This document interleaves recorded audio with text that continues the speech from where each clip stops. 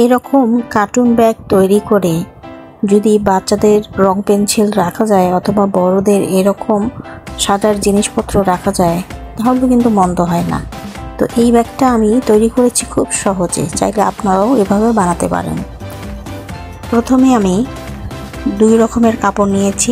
যে কাপড়টা বাহিরের দিকে থাকবে সেই কাপড়টা ভিতরে নিয়েছি এবং ভিতরে ফলস কাপড় হিসেবে কালো রঙের কাপড় নিয়েছি এবং এই কালো রঙের কাপড়ের উপর বাটি দিয়ে একটা গোল শেপ করে নিয়েছি।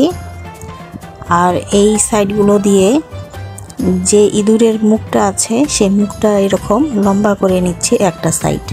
খুব অল্প কাপড় দিয়ে হয়ে যায়, বেশি কাপড়ের প্রয়োজন হয় না। এরপর এরকম করে একটা নকশা করে নিচ্ছি বাটি দিয়ে। এই নকশাটা আপনারা খুবই সহজে এই রকম বাটি দিয়েই করতে পারবেন অথবা গোল রাউন্ড শেপের কোনো ঢাকনা দিয়েই করলেও হয়ে যাবে। তো এই সাইডটা একটু বেশি মনে হচ্ছে, এই জন্য আমি এই সাইডটা একটু কমাই দিয়ে দিলাম আর 2টা কান দিয়ে দিলাম।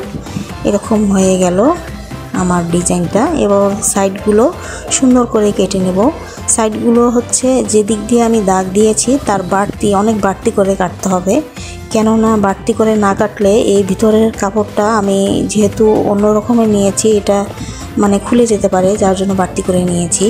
আর উপরে মানে ডিজাইন হিসেবে আমি এই এক কালার কাপড়, এই কাপড়ের টুকরোটা নিয়েছি, এইটাই আমি উপরে এই কালার দিয়ে বসিয়ে দেব, যার জন্য এটা নিয়েছি। এক কালারের উপরে এরকম কালো কালারের উপরে এই সাদা কালারটাই ফুটবে, যার জন্য এটা নেওয়া।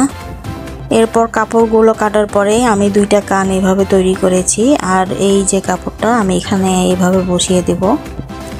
চাইলে আপনারা অন্য কোনো কালারও নিতে পারেন, তবে আমার কাছে এটা পারফেক্ট মনে হলো। আর এই যে ফোম, আমি এই ফোমটা নিয়েছি, এই যে এইটা একটু শক্ত টাইপের ফোম। এখানে এইটা যে কোনো দোকানে গেলে এটা মানে ফোমের দোকানে গেলে পাওয়া যাবে, অথবা ব্যাগের ভিতরে যে শিটগুলো বিক্রি করে সুই সুতার দোকানে সেখানে গিয়ে বললেই তারা শিটগুলো দিয়ে দিবে।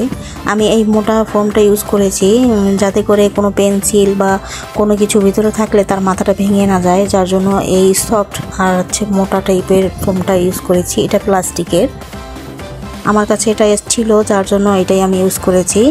এইটা এইরকম করে মানে কাপড় যেরকম করে শেপ দেওয়া আছে ঠিক একই শেপে এই ফোমটাও কেটে নেব।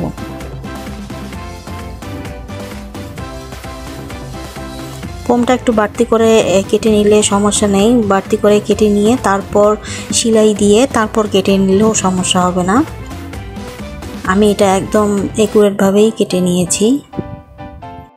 খুব সাবধানে কাটতে হবে। তো আমি এই সাইডে এবং ওই সাইডে 2 সাইডের জন্য 2টা এরকম করে কেটে নিয়েছি সমান করে। একটু কম বেশি হলেও সমস্যা নেই যেহেতু ভিতরে থাকবে।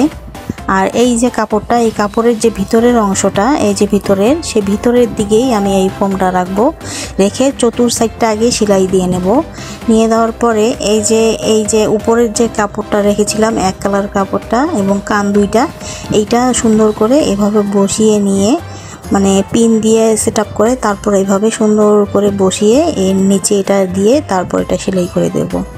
তো সব কিছু সেলাই করার পরে আমি চেন লাগিয়েছি এক সাইডে এই যে এরকম করে, এবং এই ইয়াটা গোল করে সেলাই দেওয়ার পরে আমি এটা উল্টিয়ে নিয়েছি, চেনের সাইড দিয়ে 2টা উল্টিয়ে নিয়েছি। আর এই যে বোতাম 2টা এইভাবে দিলাম চোখের জন্য বোতাম দেওয়ার পরে আর মুখে কিছু সুতা পেঁচিয়ে এরকম করে দিয়েছি।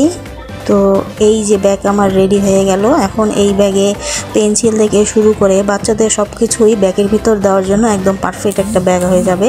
আর ব্যাগটা একটু শক্ত হওয়ার কারণে মানে পেন্সিলগুলো ভেঙে যাওয়ার কোনো অপশন থাকে না।